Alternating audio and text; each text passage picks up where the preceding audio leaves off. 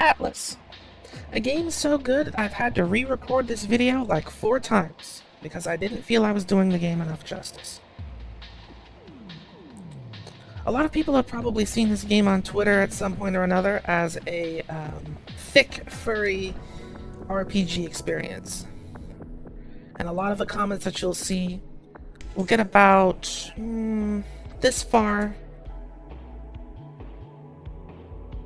We'll do this. And this. And then that's about where the comments will end. Instead, what I want to talk about is my favorite parts of this indie experience. It's developed by a single person, and a friend of mine has been following them on Twitter for quite a long time, so they're familiar with the art and the style that they produce on a regular basis. There are 4 classes in this game. Novice, which is what everybody will start as when you first create a character.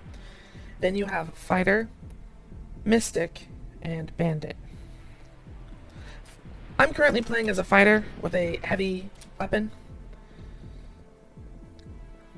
Each class has access to multiple different weapons. Fighter is pretty self-explanatory. Then you have Mystic, which is basically your mage. They deal in spells and stuff like that. And Bandit has, emphasis on critical strikes. They use stuff like daggers and bows and whatnot. But what I really want to talk about is this here, the dungeons. Right now there's only 2 dungeons, I think, that are currently available. And I don't know, something about the dungeon crawling experience in this game is widely satisfying. Loot is very important, but not to the point where you have to spend 30 minutes to an hour in a single return trip to sort through your items. Basically, I'm saying that you're in the action more often than not. Just something that I really appreciate. The game is also incredibly fast, as you can see, with a lot going on.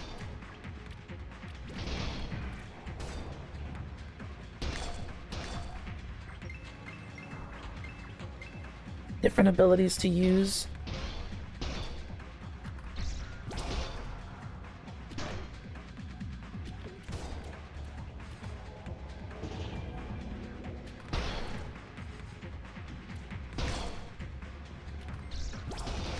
Kind of kiting these guys around and... Okay, I'm gonna try and parry them. A parry will stun your enemies.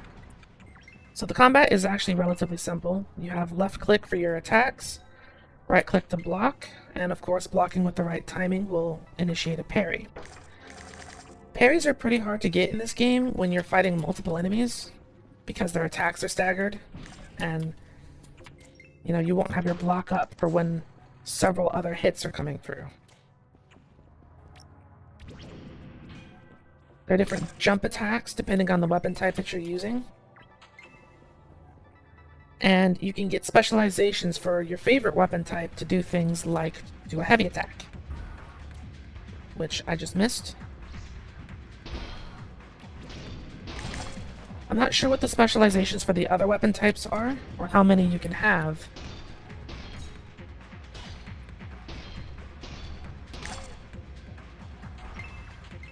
But so far, I'm really enjoying what I've been able to do with the heavy weapons.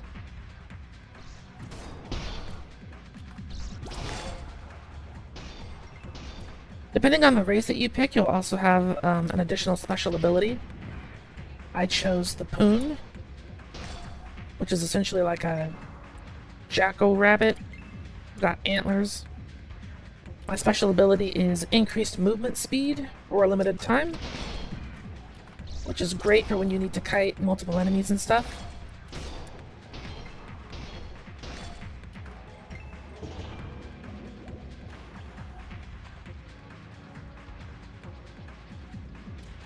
It's very easy to tell how much health you have, how much health the enemy has.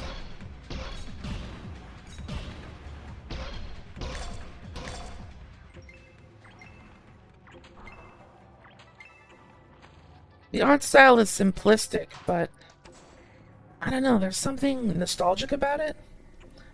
It kind of reminds me a lot of Ape Escape from like the PlayStation 1 era, except it's moving way faster.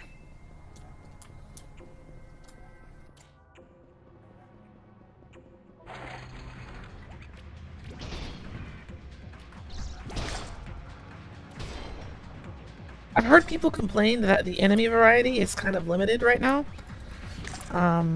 I haven't been playing long enough to really see that. So far, the variety seems good enough to me.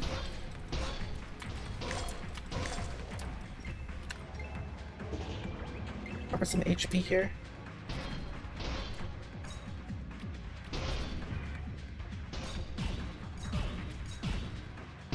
Triple parry.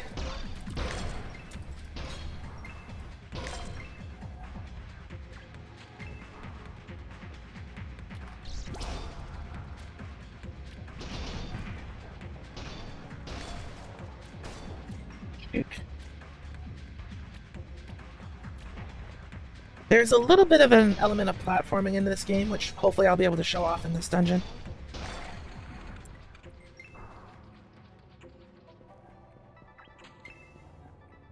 Enemies can put debuffs on you.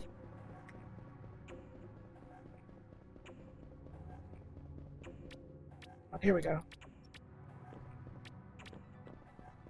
The platforming is a little bit... I mean, it's not my favorite aspect of this game for sure. Because of the way the movement is, the movement is very snappy. It makes platforming... precision platforming. Oh, that's interesting. Makes precision platforming a little tough.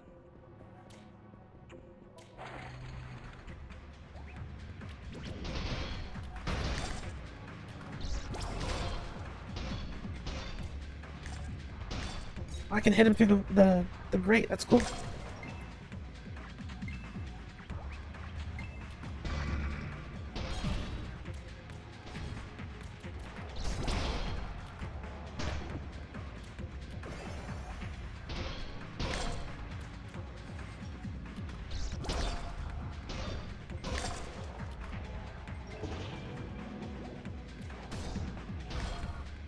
Got him with a heavy attack.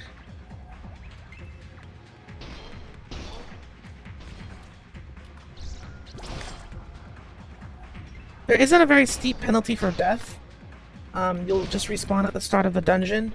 You don't lose any items or money that I know of.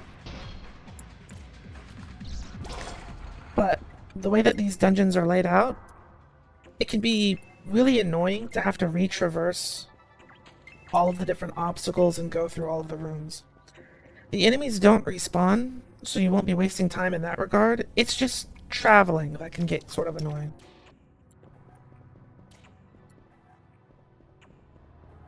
And we have reached the final boss. I faced two unique bosses, and both of them were actually really fun. They have got some great mechanics. This one's a little bit more on the annoying side because he does summon other enemies, which, you know, boss design.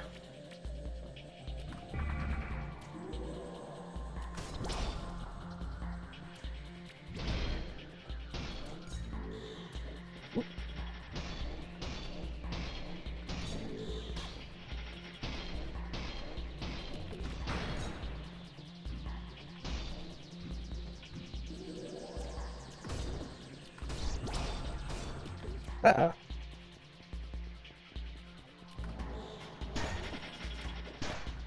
Oh.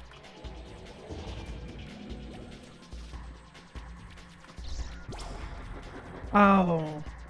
The timing.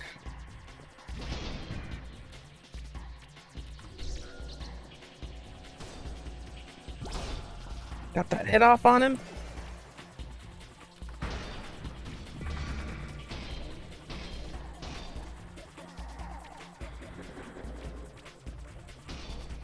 Here come the ads. This is the part of the fight that's really annoying.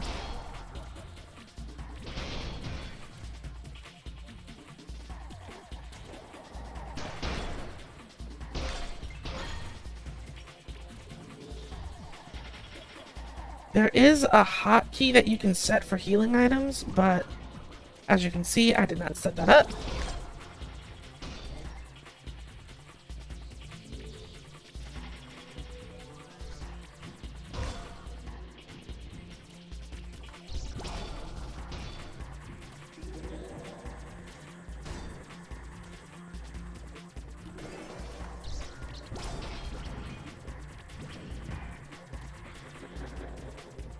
I think he's summoning them again.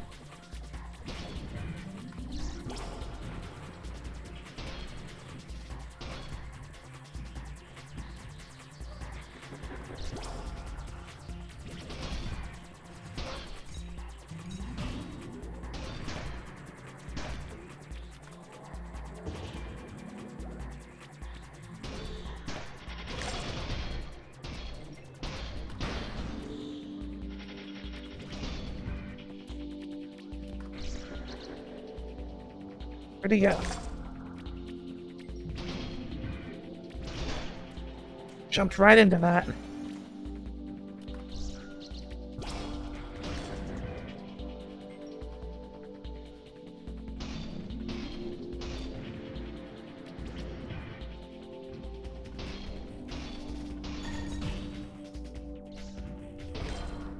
And he's done. Just like that. The dungeon should be cleared.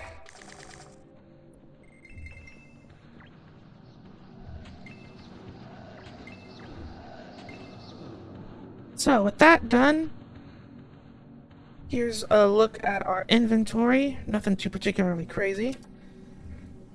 Let's see. We got a bunch of stuff for mage users, which doesn't help me. We can leave this, and then we'll go check out the hub world, or the hub area.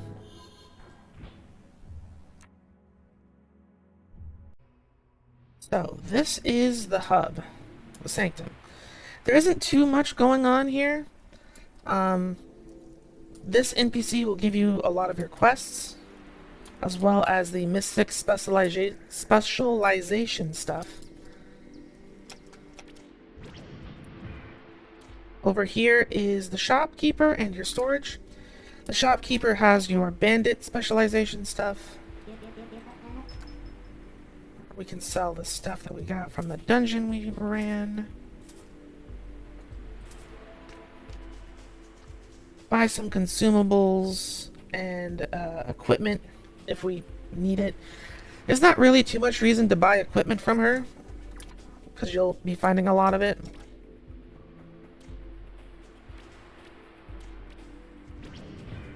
This NPC I don't know too much about, but she's the enchanter.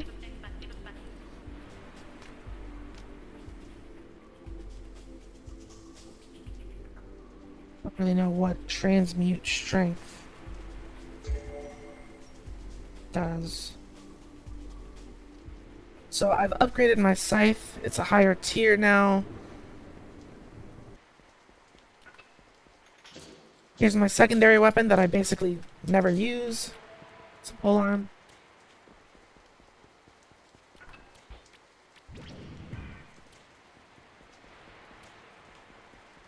The last NPC is the fighter.